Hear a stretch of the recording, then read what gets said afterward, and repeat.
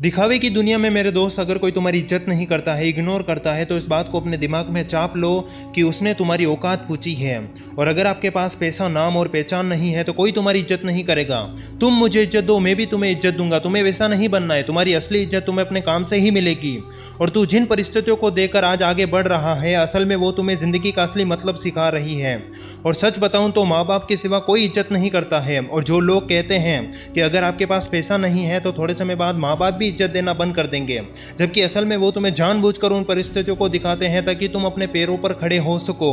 और ये दुनिया तो तुम्हें इतना नीचे गिराएगी जितना तुम सोच भी नहीं सकते हो। और सच बताऊं तो चाहे तुम किसी भी व्यक्ति के लिए कितना भी काम क्यों ना आ जाओ, वो तुम्हें हर बात पर इग्नोर करेगा। और ऐसे लोगों के साथ खड़े रहने से अच्छा है भाड़ में जाए वो लोग। और याद रखना, अब किसी से कोई उम्मीद, कोई भरोसा नहीं किया जाएगा। और तेरी परिस्थितियों का ये खेल पहले से ही बनाया गया है, जिसमें अगर तू अपनी मंजिल से भटके तो बीच रास्ते में वो औकात पूछने वाले पहले से ही खड़े हैं। और तेरी जिंदगी का असली मकसद अपनी मंजिल को पाने का और अपनी असली औकात बनाने का ही होना चाहिए। और याद रखना, बड़ी मंजिल के मुसाफिर छोटा दिल नहीं रखते। और असल में इतिहास रचने वाले ही तबाही मचाकर चले जाते हैं। और माना कि आज तेरे पास पैसा नहीं है, लेकिन वो वक्त भी ज्यादा दूर नहीं होगा जब ये सब कुछ तेरे पास होगा। और जिन लोगों ने तेरी औकात पूछी है, उनका हर दिन का हिसाब लिया जाएगा। और तेरा भविष्य भी तुझसे चीख चीख के कह रहा है कि मैं धन्यवाद देना चाहता हूँ उन औकात पूछने वालों का जिन्होंने उस वक्त मेरी औकात पूछी और मेरी गरीबी का मजाक उड़ाया। और मैं धन्यवाद देना चाहूँगा अपने माँ बाप का, जिन्होंने मुझे वैसी परिस्थितियों को दिखाया, क्योंकि अगर मैं उस वक्त वो परिस्थितियाँ नहीं देखता तो शायद ही मैं आज यहाँ पर पहुँचता। और ये वादा है मेरा अपने माँ बाप से कि उनका बुढ़ापा गरीबी में नहीं बीतेगा। और यकीन मान मेरे दोस्त, इतिहास भी उन्हीं लोगों को याद रखता है जिन्हें पागल कहकर औकात पूछकर ठुकरा दिया जाता है। और वो लोग अपमान का बदला लेने के लिए कामयाबी की जिद पकड़ लेते हैं। और अगर आपके अंदर जिद, पागलपन और रोंगटे खड़े कर देने वाला इंसान है तो आप कुछ भी कर सकते हो। बस आपको एक छोटा सा काम करना है, उन औकात पूछने वालों को अपने मन में कहना है कि भाड़ में जाओ। और अपने इस जोश, आग और अपने इस गुस्से को अपने काम में लगा दो। और याद रखना, जब जब तेरी औकात पूछी जाएगी तब तब तेरे अंदर बैठा वो शख्स अपने काम में रोंगटे खड़े करेगा।